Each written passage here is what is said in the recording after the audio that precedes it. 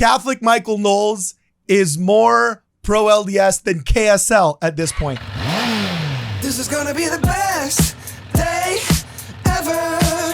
This is gonna be the best day ever. Wake up. Hey guys, welcome back to Ward Radio Early Morning Edition. We got a cup of carton here for you. We got an Ellis energy drink straight at you from Ward Radio News. I am loving the new Ward Radio News blog and newsletter. If you haven't subscribed yet, you got to check it out because you're going to get great stories like this one. Apparently, Michael Knowles, famed commentator from the Daily Wire, is more LDS than KSL. Yes, ladies and gentlemen, you heard that right. Catholic Michael Knowles is more pro LDS than KSL at this point. I can't believe in the same week that I have Connor Boyack on talking about how the church needs to sell KSL and the Deseret News, we get this gem landing in our laps. So we're going to analyze the article from the Ward Radio News blog. For those of you guys who are wondering, if you want to follow the Ward Radio News blog, just, head to our website, Ward Radio, click on news, and you'll see we got a bunch of really cool stories here. The first one is Daily Wire's Michael Knowles posts the family proclamation in response to KSL branding him as a, quote, far-right commentator. Okay, so let's see here what our boy Lucas Hansen I did it again, Luke. I apologize. Luke Hansen has to say about Michael Knowles here. So for those of you that may not know who Michael Knowles is, Michael Knowles, good enough guy. He's not my cup of tea on a lot of conservative issues, but I also know that he's an upstanding guy. You know, he's a little bit further right culturally than I am on some things, but not a bad dude, not far right. I mean, the guy's not goose stepping here. Okay. But anyway, he says the article says self-declared mackerel snapping Papist, which I had to look up, and apparently it has to do something about like eating fish on Fridays. I don't remember the explanation very well, but it's some kind of dietary tenet of Catholicism, which is super cool. When people stick to the dietary ethics that their religion provides, generally they end up in a better place. And so I love the phrase. It's funny. Self-declared mackerel snapping Papist Michael Knowles spoke at the University of Utah on Monday evening and had his fair share of exposure to, quote, the Mormons, end quote, during and after the event. Knowles, a popular conservative pundit, which I think that's a totally fair title. Conservative pundit. That's great. He self-declares as conservative. Most everything he says is mainstream conservative. I mean, we're talking about the Daily Wire here, okay? This isn't the Daily Stormer, all right? But anyway, Knowles, a popular conservative pundit from the Daily Wire, gave a speech titled Tea-ism, America's Problem. After the event, Knowles sat down with reporter Joseph Addington from the Cougar Chronicle, an independent conservative student publication at BYU, and Addington presented him with a leather-bound triple combination, which apparently he has yet to receive. For those of you that may not know what a triple combination is, it's the Bible, the Book of Mormon, and the Doctrine and Covenants and Pearl of Great Price, I believe. And it's what most of your Mormon boys carry to seminary, to church with them, and so on and so forth. So Michael Knowles got a copy. And this is really, really funny. Okay. Apparently, Michael Knowles thanked him and said, thanks for the gift of the inscribed personalized Book of Mormon. And after the interview off camera and saying that, okay, this is the first Book of Mormon I've ever received, he confessed, this is so funny, Michael Knowles did. He admitted that he had attempted to read the Book of Mormon once in a hotel room at night, but had fallen asleep. I would like to think that was because he'd just been working so hard that day and he'd had some college seminar that just wiped him out and he couldn't get through the allegory of the olive tree in the book of Jacob. And not because, it was chloroform in print, right? So that was an alley-oop to the people that love quoting Mark Twain against the Book of Mormon, which is really funny. But anyway, it continues here. In the interview, Addington asked, what can Christians do to stand up and fight this progressive reinterpretation of Christianity?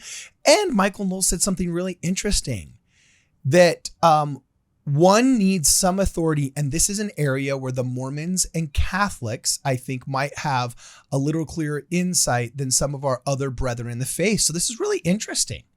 Michael Knowles basically cited the structure and authority of the Church of Jesus Christ of Latter-day Saints in comparison, in conjunction with the structure and authority of the Catholic Church, and said that that's necessary, giving kind of some positive commentary to that structure of the church, which I thought was really super interesting. So basically, Michael Knowles comes to University of Utah, does his little Tony Robbins seminar thing, okay? He's a conservative pundit. He's not a far right guy. He's not a January 6th insurrectionist or anything like that. He's a right-wing commentator. But KSL published a story. KSL published a story in which they called him a far-right commentator. I love it. And this, I'm sorry, but this kind of hit piece stuff really just kind of needs to end, but it won't, because people can't behave in media properly or ethically. And so we just have to become desensitized to it. And it's part of the reason why I think that none of these titles work anymore. What does far right mean? Like, honestly, if Michael Knowles, he's basically a conservative Catholic and believes everything conservative Catholics have believed since I was a child, consistently. And sometimes is it annoying? Yeah, because we'd all like to party with the music just a little bit louder, and there's the one neighbor that's got work early in the morning. And yes, so sometimes is it annoying when other people don't see things the same way we do? Yes. Does sometimes, the shirt and tie thing bother him when I wear hats and t-shirts? Maybe. Okay. Does he think rap is less of an art form than I do? Similar to Ben Shapiro, something that I oftentimes disagree with Ben Shapiro on are his cultural interpretations of the definition of music. All right. But these are all such low level things that do not matter. Okay. He's not advocating for an ethno state here. Okay. He's getting up there, and sure, he might be jokingly in a very tongue-in-cheek way saying taxation is theft, and he might be a little bit more free market than maybe even I am, okay? But, I mean, the dude's not an ANCAP anarchist, all right, who's tossing bombs into the New York Stock Exchange, like 1920s terrorism style here, all right? The dude's not got red laces on black boots here and isn't, putting up Third Reich flags in his college dorm here. Okay. He's a guy that dresses like he's going to a business interview 24/7 and generally holds a conservative Catholic view towards most fiscal and political issues. He's not a far right commentator. Okay. And all that really does. And the reason why KSL should be ashamed of its behavior on this, and why maybe Connor Boyack is right, maybe the church needs to sell KSL, is because if you do this to people like Michael Knowles, okay, I'm not some Michael Knowles fanboy, but I smell a fish when I smell a fish.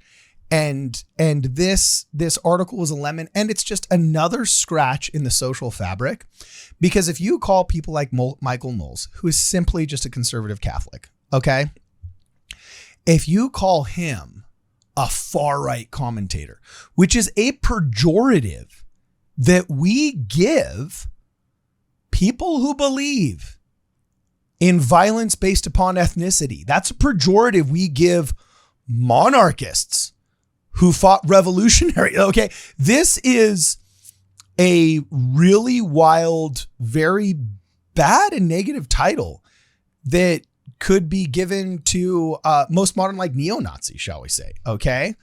I would actually argue that they're extremely far left, not far right, but colloquially that would be considered far right in the modern nomenclature.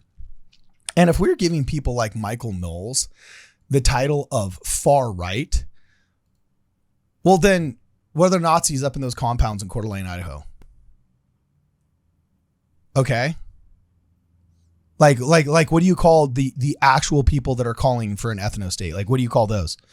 See, the problem with all of this, I don't want to say leftism because that word's been stolen too, but the problem with the spoiled nature in which most of our modern day journalists who have never experienced wars or real problems do their commentary is that in their desire to be impactful, they have debased the value of words to such a degree that I don't even want to know if it's accidental at this point anymore, but we're accidentally using the same titles that we would give Mussolini, the fascist, to milquetoast, collared shirt wearing conservative Catholics. And when you do that, all of a sudden the words have no meaning. We've called so many people Nazis now for not believing in Obamacare, the Little Sisters of the Poor, that Catholic sect of nuns that didn't want to be paying for the A-word drugs that were included in necessary Obamacare plans. If we call them the ethno-state people, then what do you actually call the real Nazis? We're suffering literally from the boy who cried wolf syndrome now. So I wasn't the only one that apparently noticed this. I'm loving Luke Hanson's work here, by the way. You have to sign up for the WardRadio news blog because he's really doing some great work here. Got some embedded tweets. This is often awesome. So Joseph Addington talks about how gracious he was. And then Michael Knowles fights back. And this is the most hilarious way of fighting back. Like, trolling the trolls is such a beautiful thing sometimes. Michael Knowles says, when I first saw it, I actually hadn't realized KSL was affiliated with the LDS church. That does make it especially strange, although these days the left seems to have its tentacles even in the conservative religious institutions, which is actually very true. And I would say sometimes the Deseret News and KSL I think there's plenty of woke scold leftists in those institutions, but even the adults in the room that should be playing the role of adult in the room and being editor. And I'm not saying leaning right. I'm saying just, keeping it PC in the middle. Okay. The people that should be the adults in the room have been so bullied. Actually, I shouldn't say bullied because they're just weak. They're just so weak. Okay. That they will bend over so backwards for the feminists and the LGBTQ lobby and the woke scolds and the cry bullies. They'll bend over so far backwards trying to make these people feel included and welcome and so on and so forth that they will end up just parroting the talking points themselves and engaging in the hit pieces on behalf of the woke scolds while supposedly not being one. Okay. And that looks like that might've been what happened here. And so Michael Knowles posts this. Retweet from Mike Lee saying, I wonder if KSL can define far right for us. Yeah, that's true. And has it yet to define far left? Just questions to ask here in the name of civility. And this is where it gets awesome. Michael Knowles straight up posts the proclamation of the family. Michael Knowles straight up posts the proclamation of the family and says, I'm no expert on LDS theology, but as far as politics go, I agree with every single political prescription in this document. Does that make me far right? End quote.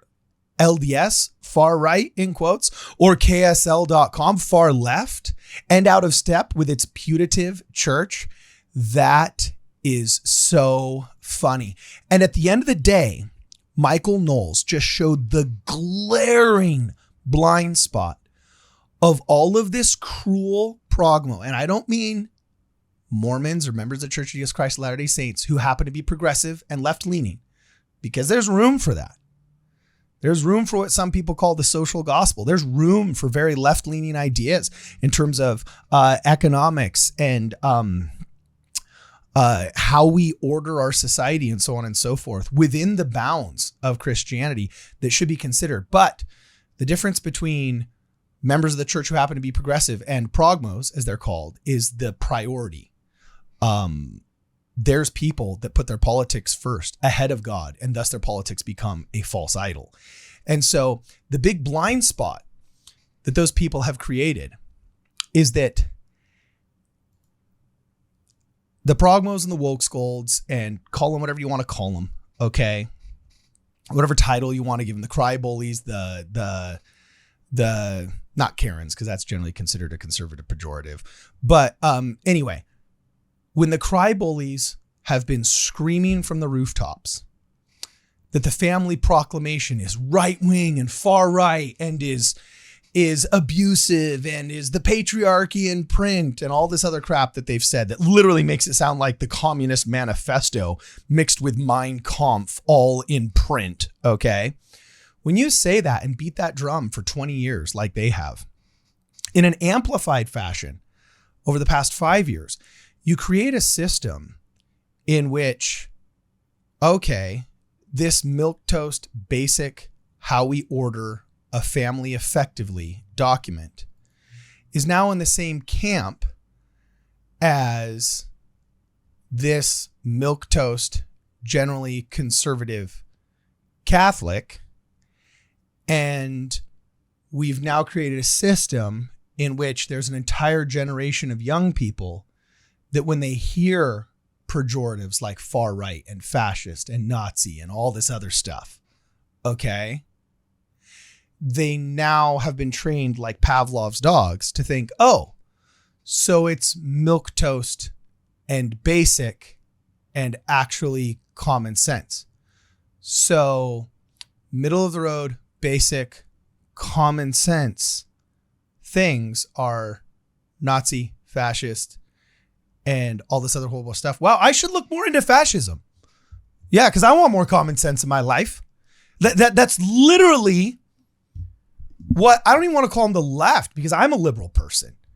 But that's literally what the American mainstream news is doing. That's what the cry bullies are doing. This is what all this woke nonsense is creating, is by calling Michael Knowles right wing, okay? By saying, sorry, not right wing, I apologize, far right. By calling Michael Knowles far right, okay? By calling the proclamation of the family oppressive, the patriarchy, abusive, and all these other horrible pejoratives they give. When in reality, they're just middle of the road good things. They're basics, and we go back to the basics in our church because the basics are good. When you do that, you create a system in which you have made Nazism so synonymous with good basics that you're now accidentally backdoor advertising to people that, oh, maybe fascism, maybe we should reconsider this, because the people that are telling me I should be arrested unless I'm wearing a scuba tank and 3 masks and 5 face shields as I'm jogging on the beach, you know, during the pandemic, that I'm a Nazi for doing that. Well, if Michael Knowles is, and the family proclamation and all of just like the basics that are embraced therein are so horrible, gosh, maybe I should look into this other horrible stuff too. That is the problem with the theft of words. There is a short-sighted gain that is achieved at expense of the long-term social fabric. And it is literally the definition of a hit piece. And the last thing I'm going to pull up right here is I was arguing with somebody who works in journalism as to whether or not is this a hit piece or not. And this is the actual Wiktionary definition. Okay, look, I probably should have pulled up Merriam-Webster's, all right, but Wiktionary is the first one that came up, and I have a feeling that they just probably stole it from Merriam-Webster's, right? But anyway, the definition that you can see right here is very simple. In journalism, a published article or post aiming to sway public opinion, especially by presenting false or biased information in a way that appears objective and truthful. That is literally the definition of what KSL did right here. They attempted to sway their audience and their audience's opinion about Michael Knowles, somebody that most of these people have probably never met before. Okay? Utah isn't a predominantly Catholic state, all right? And I wouldn't even necessarily call it predominantly conservative now either. If, you know, seeing everything I see flying into Salt Lake City is any kind of indicator of the ethos of the rest of the state. But anyway, when you're trying to sway the opinion of your audience, who depends on you to give objective analysis, and you call milquetoast just basic shirt and tie wearing conservative pundits, Catholic pundits, when you call them far right, you've made it now so that you have no words to call the truly far right, and you accidentally give them a pass. So I think this is a bad news move by KSL. I think whatever silly person was trying to score points or get internet clout by having put another hit piece out on Michael Knowles, I think their editor really needs to sit them down. Okay. It looks like it's Peter Johnston is the name of the reporter. Okay. I think he really needs to reconsider how he classifies things. Who knows? Maybe this was his mistake. Maybe he didn't do his due diligence. All of us believe in redemption. All of us need the atonement of Christ. All of us need a mulligan every once in a while. Who knows? Hopefully this was just something where he needed a mulligan. But let me tell you, this editor let something through that was completely bogus.